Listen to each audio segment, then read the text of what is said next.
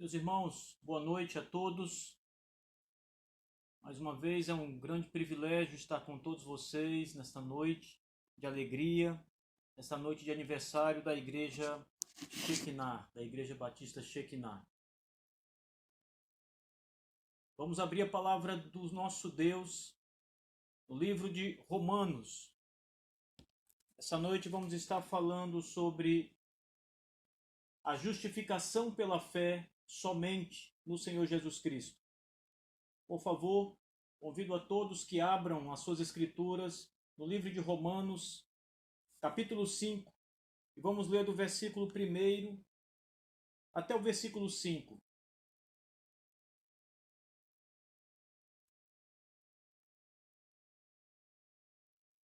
Justificados, pois, mediante a fé, temos paz com Deus por meio de nosso Senhor Jesus Cristo, por intermédio de quem obtivemos igualmente acesso, pela fé, a esta graça no qual estamos firmes, e gloriamo-nos na esperança da glória de Deus. E não somente isto, mas também nos gloriamos nas próprias tribulações, sabendo que a tribulação produz perseverança, e a perseverança experiência, e a experiência esperança.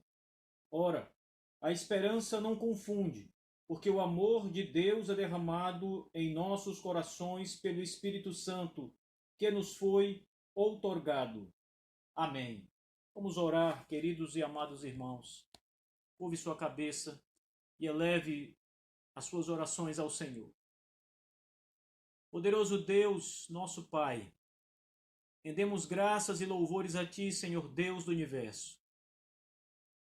Mais uma vez agradecemos a Ti pelo dom da vida, por nos permitir essa noite estar aqui, Senhor Deus, para ouvir a Tua palavra, esperando que o Senhor mesmo fale conosco por meio do Espírito Santo da verdade.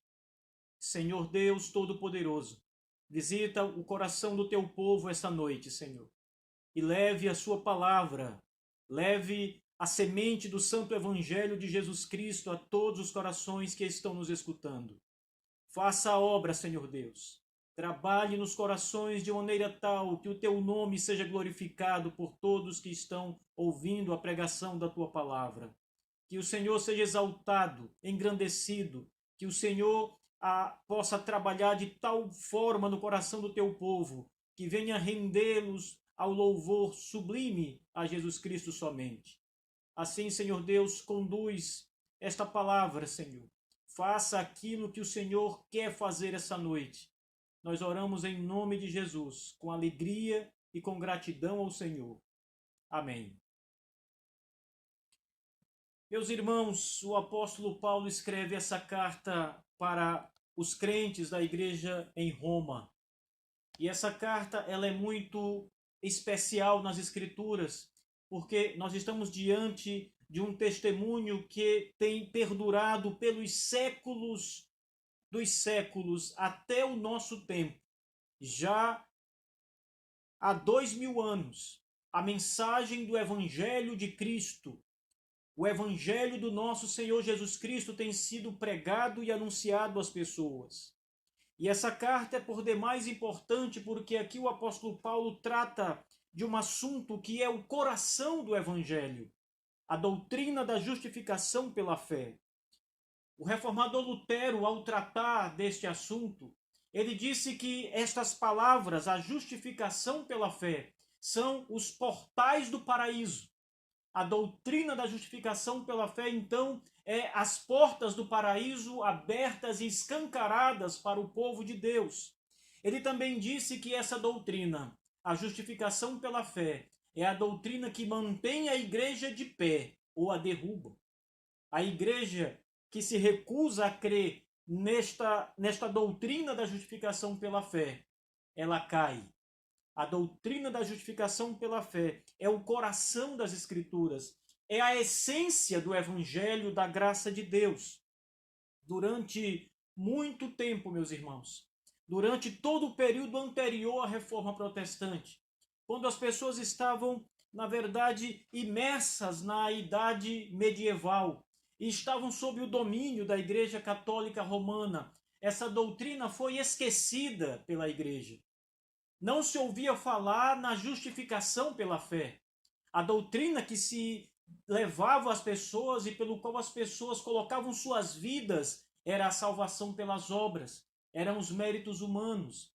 De modo que as pessoas acreditavam que precisavam realizar obras e somar obras por cima de obras para garantirem a sua salvação, para perdoarem os seus pecados, para serem então reconhecidas diante de Deus como pessoas que merecem o paraíso de Deus, o céu de Deus. Mas a cada vez que as pessoas faziam obras e praticavam coisas boas, davam esmolas, ajudavam os que mais precisavam, os doentes, os mendigos, os carentes, quanto mais elas faziam isso, mais elas olhavam para os seus próprios pecados e viam que suas obras não conseguiam alcançar os seus pecados.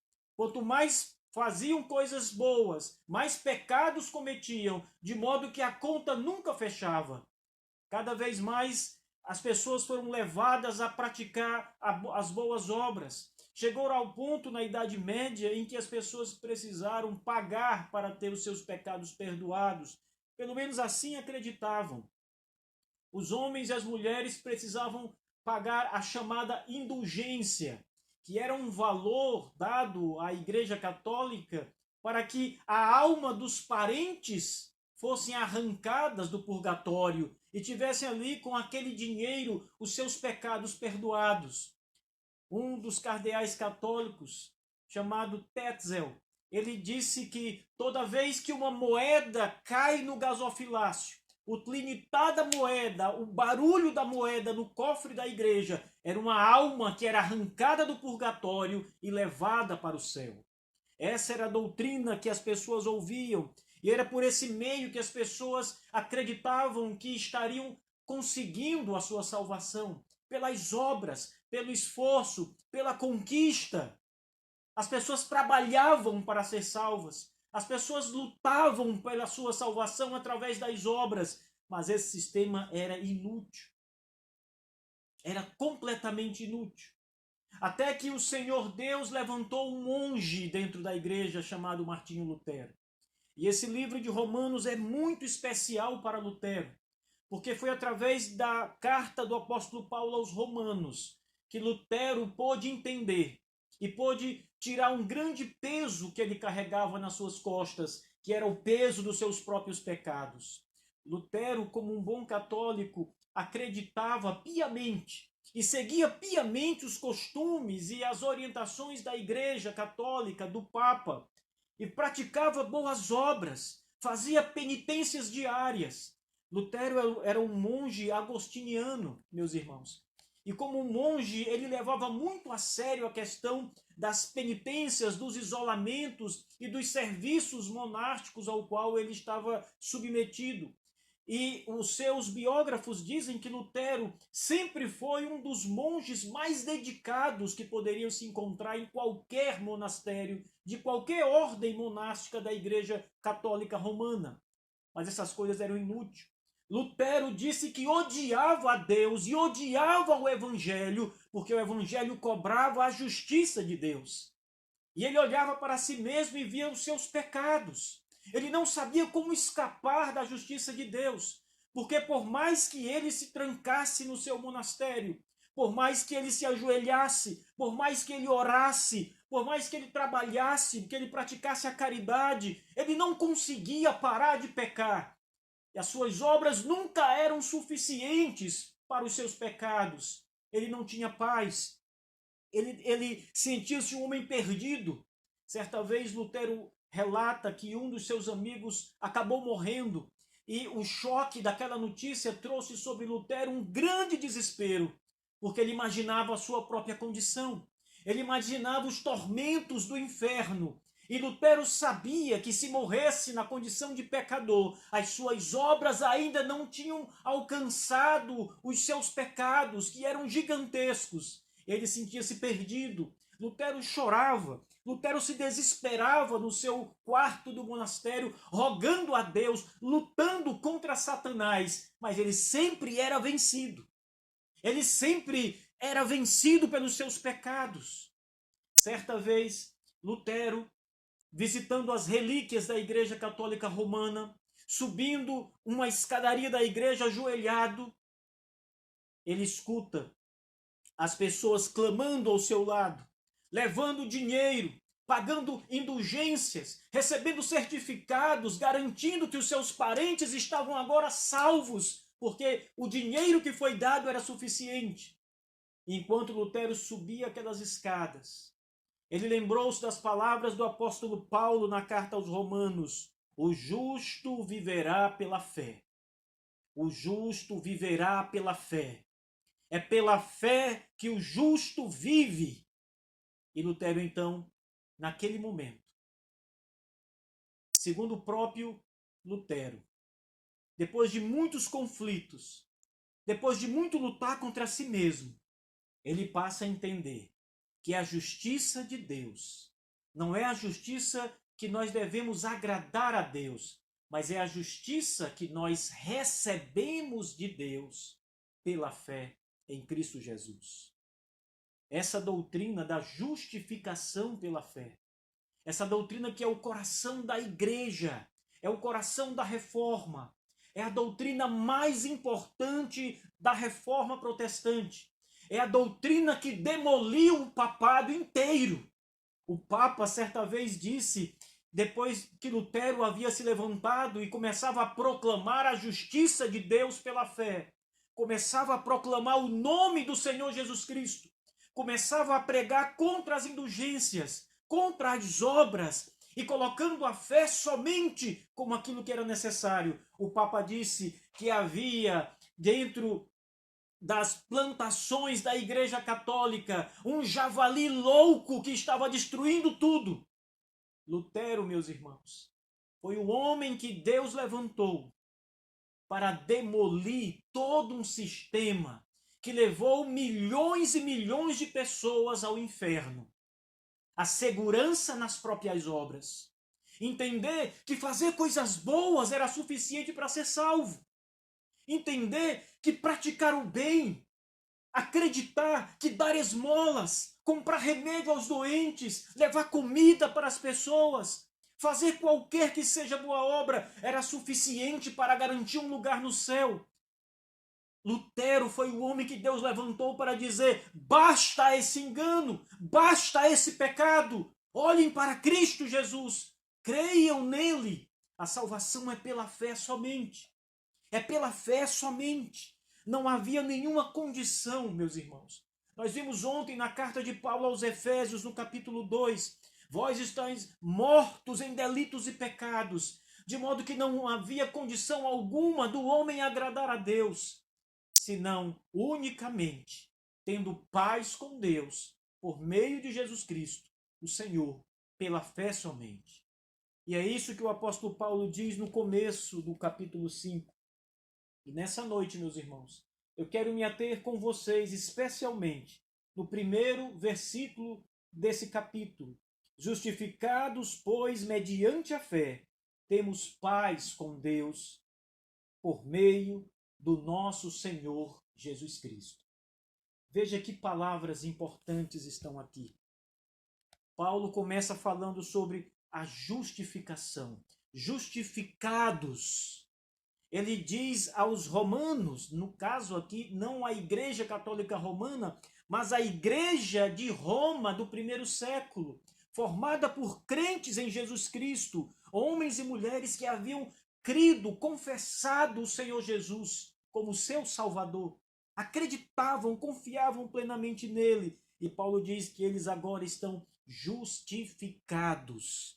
A doutrina da justificação, meus irmãos, é uma doutrina maravilhosa, porque ela coloca o homem no seu lugar e faz com que ele olhe somente para Cristo e a sua obra na cruz do Calvário. Que ele espere somente no Senhor Jesus e na sua obra na cruz do Calvário. A justificação significa a obra que Cristo realizou ao ir para a cruz. Algumas coisas importantes que precisam ser ditas aqui para entendermos o que é ser justificado pela fé. Primeiro, precisamos olhar para aquela justiça ativa do Senhor Jesus Cristo. Aquilo que Jesus Cristo de fato fez, consumou, operou, trabalhou. Ele obedeceu toda a lei de Deus. Quando ele veio ao mundo, a palavra do Senhor diz que seu filho amado veio ao mundo, nasceu da Virgem Maria, e desde o seu nascimento ele foi coberto pelo Espírito Santo de Deus, e ele não pecou jamais. Diferente de qualquer ser humano, sobre o nosso Senhor Jesus Cristo não foi imputado o pecado original, o pecado dos nossos pais. Jesus veio limpo para esse mundo. Ele veio sem pecado. Por isso ele é descrito nas Escrituras como sendo o segundo Adão. O primeiro Adão pecou, fracassou, caiu miseravelmente, conforme está escrito em Gênesis capítulo 3. Mas o segundo Adão, o Senhor Jesus Cristo, cumpriu cabalmente a lei de Deus, obedeceu a lei de Deus completamente em todas as coisas. Essa justiça de Cristo significa que ele, a semelhança de Adão, que quebrou a lei, o Senhor Jesus não quebrou a lei. Ele obedeceu completamente o que Deus havia dito, o que o Senhor havia programado, dado como lei. E ele então vive toda a sua vida sem pecar. Ele obedece a lei por nós. Ele cumpre todos os mandamentos de Deus por nós. Ele jamais quebrou um só dos 10 mandamentos. Ele foi fiel a Deus, o seu Pai, em todas as coisas. O escritor da carta aos Hebreus chega a dizer que Jesus Cristo não pecou jamais. O pecado, segundo a Bíblia, é a transgressão da lei. Mas o nosso Senhor Jesus, ele cumpre cabalmente, ele obedece fielmente, ele anda nesse mundo sem pecar, ele anda no meio dos pecadores, ele confronta-se com Satanás várias vezes. Mateus, no Evangelho de Mateus, o Senhor Jesus é confrontado pelo diabo no deserto e é desafiado por Satanás a pecar, a desobedecer, a acabar com o seu jejum, a comer pão, a ter todos os reinos do mundo, a ter poder, fama, prestígio, todas as coisas. Mas ele não pecou jamais. Ele foi obediente o tempo inteiro. Essa é a justiça de Cristo ativa, a sua obediência. Ele é obediente e é obediente até a morte. Quando ele está pregado na cruz do Calvário, ele diz em sua oração: está consumado. Ele está pronto para entregar o seu espírito a Deus. A missão foi cumprida. A lei foi obedecida, diz o Senhor Jesus. E tudo o que Cristo faz, irmãos, toda a sua obediência perfeita, toda a sua fidelidade em caminhar sem pecar, foi para o nosso favor. Foi por nós. Foi por nós. Mas a segunda parte da doutrina da justificação significa que os nossos pecados precisavam ainda ser pagos. Note, há 2 problemas no ser humano. O primeiro problema é que o homem é pecador. Ele já tem pecados. Ele já precisa de um Salvador desde o dia em que nasce. Lembrem-se das palavras de Paulo: todos pecaram, não há um justo sequer, nenhum sequer. Isso inclui todos os homens, desde os bebês. Os bebês, quando vêm ao mundo, quando conhecem ao mundo, já são pecadores.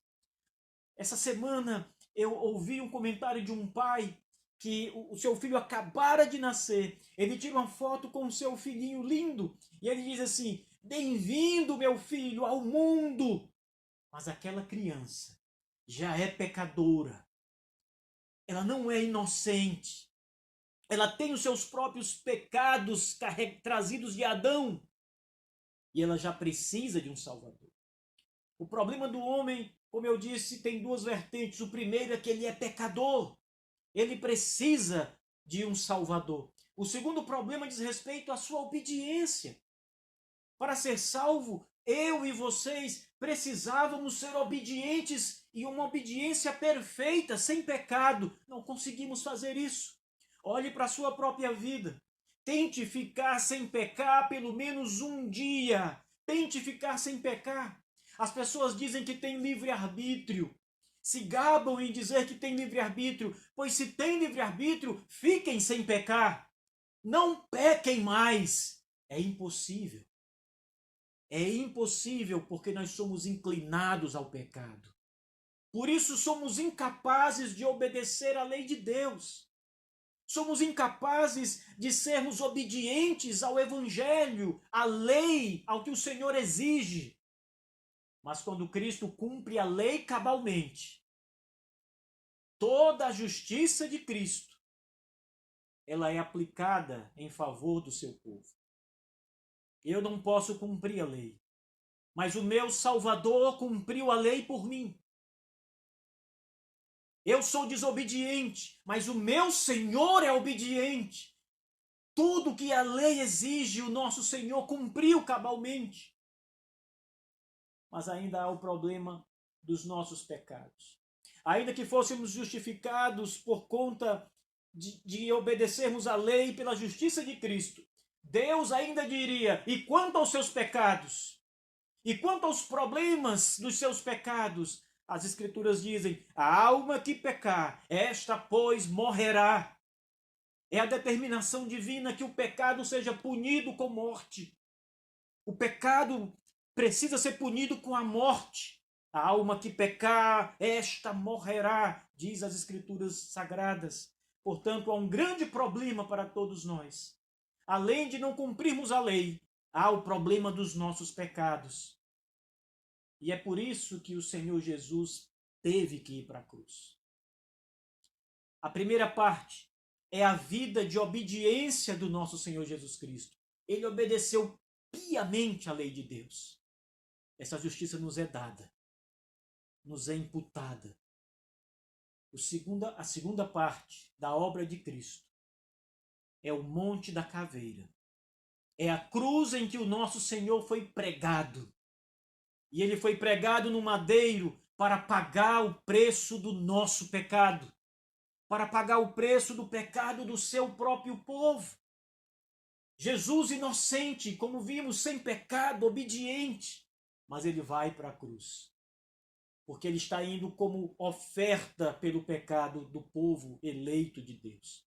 Ele está indo para pagar o preço, para assumir totalmente a culpa dos pecados do povo de Deus. Ele entrega-se como sacrifício para que o povo de Deus possa ser perdoado, remido. Isso é justificação, meus irmãos. Notem bem.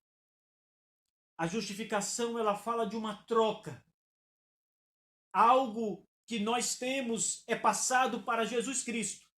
E algo em Jesus Cristo é passado para nós. A justificação, então, é os nossos pecados. A culpa que nós temos, toda a miséria do nosso pecado, é lançada sobre o nosso bom Senhor Jesus Cristo. E ele então carrega os nossos pecados para a cruz, para o madeiro, e é pregado e morto e ferido no madeiro pelos nossos pecados. Por causa da nossa transgressão, da nossa miséria, ele sofre no madeiro. É isso que nós damos a Jesus Cristo. Essa é a nossa parte nesta troca, que é a justificação. A parte de Cristo é: ele toma a sua justiça e passa para nós. A sua obediência passa para nós. Ele recebe a nossa morte, a nossa punição na cruz e, em troca, toma a sua justiça santa e perfeita e coloca sobre o seu povo. Isso é justificação pela fé. E essa doutrina da justificação pela fé diz apenas isso: creia em Jesus, creia na sua morte e na sua ressurreição, confie plenamente no Senhor, acredite que a eficácia da sua morte é poderosa para limpá-lo diante de Deus. Isso é justificação, é crer nisso, não é fazer nada. Muitas pessoas ainda acreditam que, apesar de serem cristãos, ainda precisam fazer o bem para ser salvos. Não precisam. Nenhuma obra nem mesmo uma fagulha de qualquer obra que nós venhamos a fazer contribuirá com qualquer coisa, com uma grama sequer na nossa salvação, meus irmãos. Eu não estou aqui levando vocês a dizer não pratiquem boas obras. Eu simplesmente estou dizendo que as boas obras que vocês fazem não acrescentam nada na sua salvação. Aquele homem que foi pregado na cruz junto com o nosso Senhor Jesus entrou no paraíso com ele. Diz Cristo: hoje mesmo estarás comigo no paraíso. Mas aquele ladrão não teve nenhuma obra de justiça a ser feita. Ele simplesmente acreditou piamente no Salvador. Ele confessou o Salvador. Ele creu verdadeiramente nas promessas de Cristo. E está com o Senhor agora, sendo consolado e tendo vida com Cristo. Por isso o apóstolo Paulo diz: justificados, pois, mediante a fé, não por obras. Não há obras na nossa salvação.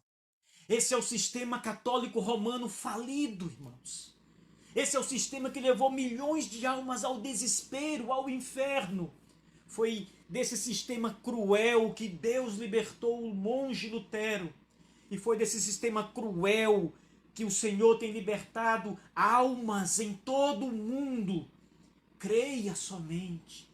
A justificação pela fé é: creia em Jesus somente. Somente isso te basta. Mais nada. Confie no Senhor. Você não tem nada para dar a Cristo. Você é como um mendigo miserável cujas mãos estão sujas e vazias diante de Deus. O profeta Isaías diz que toda a nossa justiça é semelhante a um trapo imundo. É semelhante ao pano menstrual que as mulheres usam nos seus dias de menstruação. Essa é a expressão que Isaías usa no texto original. Ele está falando que a nossa justiça, a justiça mais perfeita que o homem pode apresentar a Deus, é como algo imundo, imundo diante de Deus. Não confie em obras, confia em Cristo. Na cruz do Calvário, onde ele foi pregado. Entregue-se ao Senhor, entregue-se ao Salvador pela fé. Faça como milhares e milhões de pessoas no mundo inteiro têm feito. Deixem suas obras de lado e olhem tão somente para o Senhor Jesus. Isso não significa deixar de fazer boas obras, deixar de realizar coisas boas, deixar de ajudar o próximo. Isso significa não confiar nas boas obras para a salvação. Certa vez, algumas pessoas começaram a criticar Lutero por causa da doutrina da justificação pela fé. E começaram a dizer que essa doutrina era simplesmente uma maneira de levar uma vida sem regras. E as pessoas então diziam: bem, já que eu não preciso fazer nada de bom, já que a única coisa que me é necessária é crer em Jesus, eu posso viver de qualquer forma. Eu posso abandonar uma vida de piedade. Eu posso abandonar uma vida dedicada ao próximo. Lutero disse: não. Não. Porque a doutrina da justificação pela fé é aquela doutrina que diz que os homens que nasceram de novo e que confiam plenamente no seu Salvador morto na cruz, andarão em novidade de vida e andarão em obras de justiça perante Deus. Eles farão boas obras, embora as boas obras não os salvem. A justificação pela fé somente, meus irmãos, é essa doutrina que faz com que você dependa exclusivamente, unicamente, de Cristo e da sua obra na cruz do Calvário. Você não precisa sair por aí falando com as pessoas e junto com a sua palavra você tentar convencê-las através de coisas que você vai dar para essa pessoa. Ninguém é salvo por isso, meus amigos. As pessoas podem comer um pedaço de pão e matar sua fome. E isso é bom. As pessoas podem receber roupas da igreja e se vestir e terem dignidade. Isso é maravilhoso. Mas não é isso que a igreja tem que pregar se ela deseja ver homens salvos. Ela precisa pregar a velha doutrina, a cruz do Salvador, meus irmãos. Ela precisa fazer com que o homem olhe que a sua justiça própria, ela é imunda diante de Deus. Ela é insuficiente, é maculada. Ela fede diante das narinas do Deus Todo-Poderoso. O Deus Todo-Poderoso se agrada tão somente da obra do seu Filho na cruz do Calvário. Somente a justiça de Cristo agrada ao Deus Todo-Poderoso, meus irmãos. Busquem a Cristo, preguem a velha doutrina, preguem para que os homens olhem para o Salvador, porque não há outra esperança. Se vocês pararem de pregar a cruz, o Senhor ressurreto, crucificado, vivo, não há esperança para o mundo. Se essa igreja cumpriu o papel de ajudar as pessoas em suas necessidades, de entregar cestas básicas, de fazer sopa para os que estão famintos, de visitar os presos na cadeia, de levar remédio aos que estão doentes nos hospitais, mas não pregar o Filho de Deus, essa igreja está falida e trai o Senhor Jesus Cristo. Ela se torna uma igreja traidora de Jesus. A mensagem que nós temos que levar ao mundo é para que o homem olhe para o Calvário. É para que o homem olhe para o Cristo que foi pregado no madeiro por nós. É apenas isso, irmãos. Creia em Jesus. Paulo diz: justificados, pois, mediante a fé, temos paz com Deus. Ora, no estado anterior de miséria, conforme vimos ontem através do apóstolo Paulo na sua carta aos Efésios, Paulo diz: estando vós mortos em delitos e pecados. Aquela é a situação da morte espiritual. Naquela situação, o homem é inimigo de Deus. Ele está em inimizade aberta contra Deus, em guerra contra Deus. Ele não tem nenhuma comunhão, ele não tem nenhum relacionamento com Deus. Ele é inimigo, assim como um país em guerra é inimigo de um outro país em guerra. Assim é o homem sem Deus. O seu pior inimigo é o Senhor, é Deus mesmo. Mas Paulo diz em Romanos que quando confiamos plenamente em Jesus Cristo, nós somos justificados pela fé em Cristo Jesus e passamos a ter paz com Deus. Esta paz, meus irmãos, é algo maravilhoso. Nós passamos a ser amigos de Deus, filhos de Deus.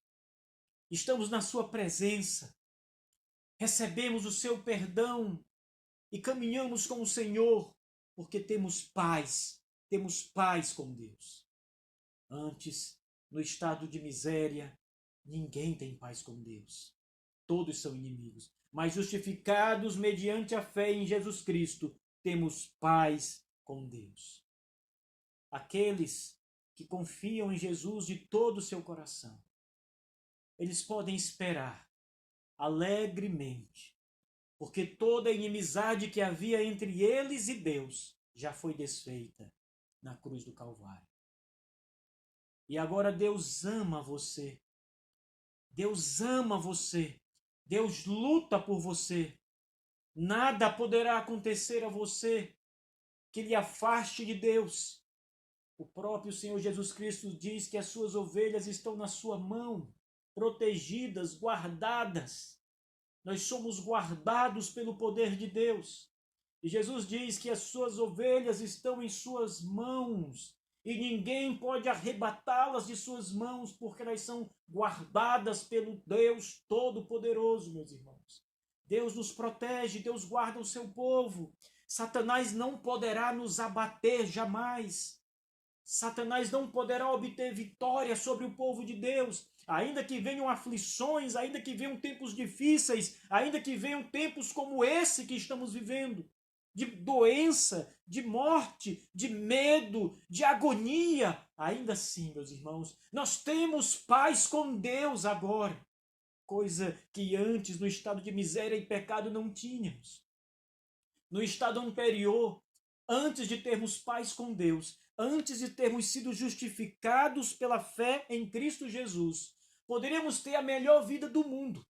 Poderíamos ter carros, casas, muito dinheiro, poderíamos ter um bom emprego, poderíamos viver todos os prazeres dessa vida. Poderíamos olhar para trás e dizer como a minha vida era boa, como a minha vida era divertida, como a minha vida era maravilhosa antes. Mas você era inimigo de Deus. O Criador do universo era o seu inimigo. Como você pode dizer que isso era uma vida boa? Como você pode dizer que, apesar dos prazeres momentâneos da vida, a sua vida era maravilhosa, se o inimigo que você tinha era o Deus soberano, eterno, todo-poderoso? Como pode, irmãos? Agora, nesse estado de justificação, em que Deus olha para nós e nos declara justos. É preciso abrir um parêntese aqui para que vocês entendam uma coisa. Ser justificado não significa que você não tem mais pecados. Não significa que você não peca mais. Não significa que você não tem mais culpa. Ser justificado significa que, apesar dos seus pecados, apesar da sua cotidiana pecaminosidade, apesar de todo o acúmulo de culpa que você tem pelos seus pecados, Deus declara você justo por causa da obra de Jesus Cristo. É uma declaração. Nós estamos falando de um ambiente de tribunal, onde um juiz olha para o réu e diz: você está absolvido. Você não tem mais nenhuma condenação sobre você. Essa é a justificação. Por isso temos paz com Deus, pela obra do nosso Senhor Jesus no Calvário. Esqueçam as suas boas obras. Esqueçam as suas próprias justiças. Esqueçam tudo que vocês podem ter feito de bom. Parem de contabilizar boas obras. Parem de colocar no caderno do seu pensamento, da sua esperança, coisas boas que vocês têm feito.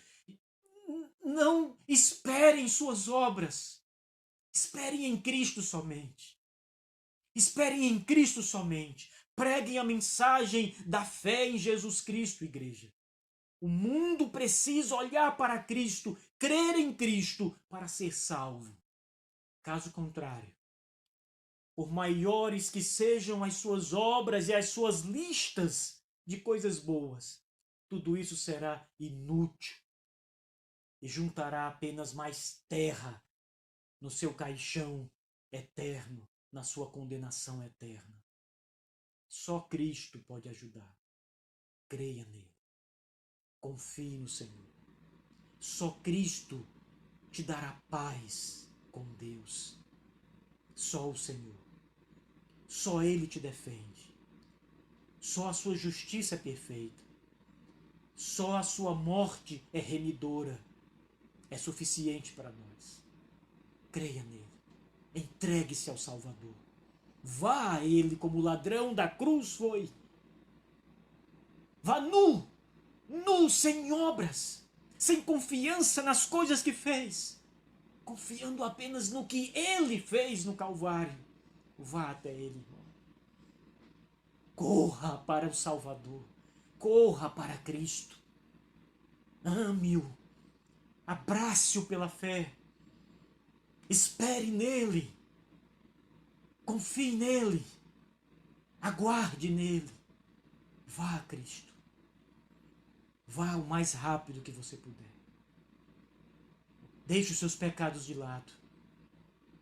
Pare de olhar sobre o próprio ombro para ver se tem pecado. Olhe para a cruz do Calvário e ela será suficiente para você. Ela será totalmente suficiente para te trazer paz e alegria eternas. Olhe para Jesus. Se você não olhar para Cristo, você irá para o inferno. Se você confiar nas obras das suas mãos, você será condenado eternamente ao inferno.